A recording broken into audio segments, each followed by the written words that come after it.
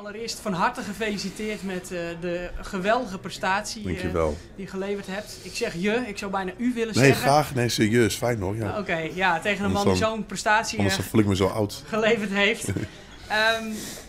Ik zie op de armen zie ik, wat plekjes. Ik vraag me af, na zo'n nacht en na de finish van de zwem Elfstedentocht, hoe voel je je?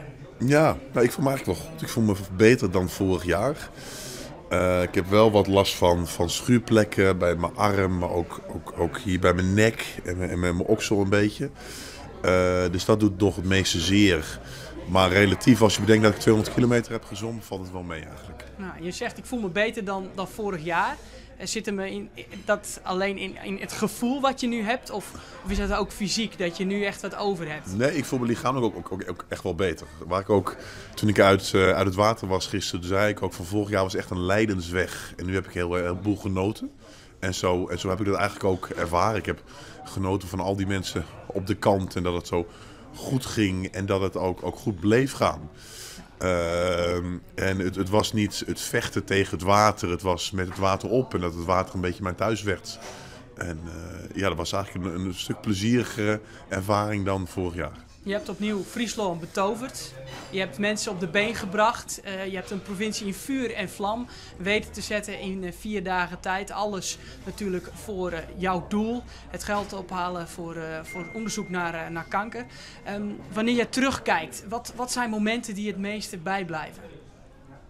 Ja, wat ik kan vooral de doorkomst waren best wel heel massaal en wel heel bijzonder. En hoe verder je komt, hoe massaler die ook werden. Ik vond het fantastisch. Sowieso vond ik alle steden doorkomen natuurlijk geweldig. Maar Stavoren was waanzinnig. Workum was een groot feest. Bolsward was best wel heel laat. Dat was ook een groot feest. Harlingen een stuk vroeger en dat het toch soms weer al is 's ochtends. Franeker behoorlijk massaal. Toen dacht ik, nou nu is het maandag. Ja, nu moet iedereen weer gewoon werken. Ja. En dat Dokkum zo vol staat, ja, is bizar. En weet je, dit kan alleen maar hier in Friesland. De Elfstedentocht is zo bijzonder. En de Friesen zijn zo bijzonder. En ja, ik voel me enorm gedragen en gesteund. Toch kan ik me voorstellen dat je noemt al die aspecten en al die steden en al die doorkomsten, dat op het moment dat je beide dochters je bij de hand grijpen, wanneer jij op die brancard ligt in Vier en wanneer je over die sluis moet, dat jou toch iets nog meer doet dan wanneer je zomaar ergens door een stad zwemt. Ja, nou het is allemaal mooi.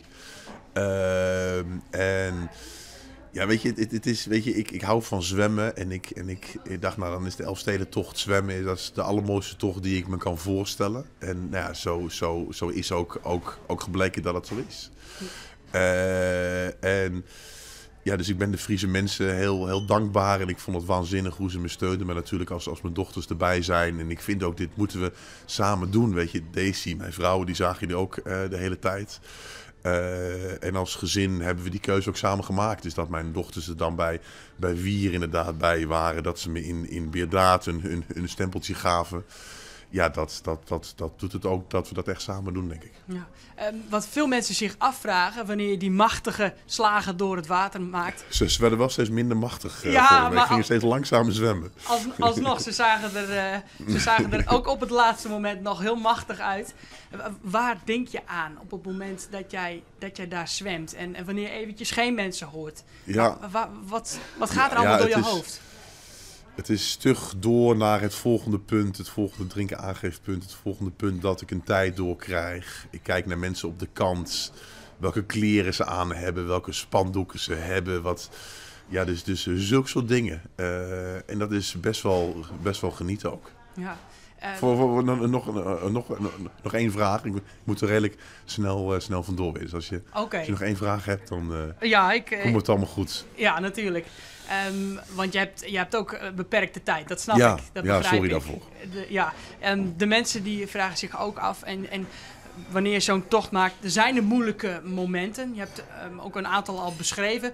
Wanneer je nou terugkijkt en denkt aan die tocht, wat was nou het allermoeilijkste en zwaarste moment in in deze Ja, tocht? nou, ik heb het vorig jaar best wel veel zwaarder gehad dan dit jaar. Dus dat viel wel mee. Vorig jaar was na 22 uur zwemmen, toen deze me echt weer het water in moest praten. Dat was heel heftig. Zo'n moment heb ik nu niet gehad. Ik heb het zaterdagnacht en maandagochtend wel zwaar gehad. Toen we vlak voor Barlehim lagen. En ook iedereen er steeds meer van uitging dat ik het wel even zou halen. Maar het wel ook echt heel zwaar werd. En ik steeds langzamer ging zwemmen. En toen hebben we echt wel serieus gedacht, ja, maar ga ik het eigenlijk wel halen? Dus dat was echt nog wel heel heftig. Ja, maar je hebt het toch gered. Toch gered. Ja, en doe je het nog een keer? Nou, het was fantastisch. Ik heb wel geleerd van vorig jaar, je moet geen uitspraken doen over een jaar later. Maar ik denk dat dit het wel was. Er komt niet meer een nieuwe Elfstedentocht gezongen door Maarten van der dat weet ik niet. Het zou natuurlijk heel goed kunnen dat ik zeg, nou, ik zwem niet. Maar weet je, al die meezwemmers die dit jaar natuurlijk ook wel bij waren, kunnen we daar niet iets mee? Maar daar is het echt nog te vroeg voor om daar iets over te kunnen zeggen. Denk ik. Ja, oké. Nog één ding, een laatste vraag. Had je niet liever op de Bonkenvaart willen finishen? Met al die mensen langs de zijkant. Zoals dat gaat bij zo'n Elfstedentocht. Natuurlijk weten we dat in 63 de mensen op bij de grote wielen stonden. Ja, ik kreeg er iets van mee dat zo was. Ja, weet je, natuurlijk wil je iedereen gunnen dat hij daarbij kan zijn. En zou dat het allermooiste zijn geweest. Aan de andere kant kan ik me ook goed voorstellen dat, ja, weet je, het qua veiligheid en hoe je dat beheersbaar houdt, dat het echt wel heel, heel lastig kan zijn. En dat waren de grootste beweegredenen. Nou, dus ik heb iets meegekregen, maar als je daar echt het fijne van weet, ik ben niet betrokken geweest bij die keuze. Daar heeft mijn organisatie gedaan. Dus als je daar echt het feitelijke wil weten, dan kun je dat beter aan hen vragen. Maar wat ik me kan voorstellen is dat je moet het wel veilig houden.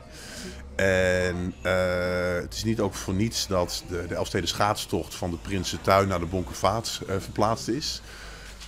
En de Bonkenvaart als zwemmend is wat lastiger, omdat er natuurlijk heel veel riet staat. Dus dit was volgens mij de beste optie die er was. Ik vond het heel fijn dat het zo gelopen is. Tot slot, zou je de mensen in Friesland wat willen zeggen? Friesland boppen. Dank jullie wel.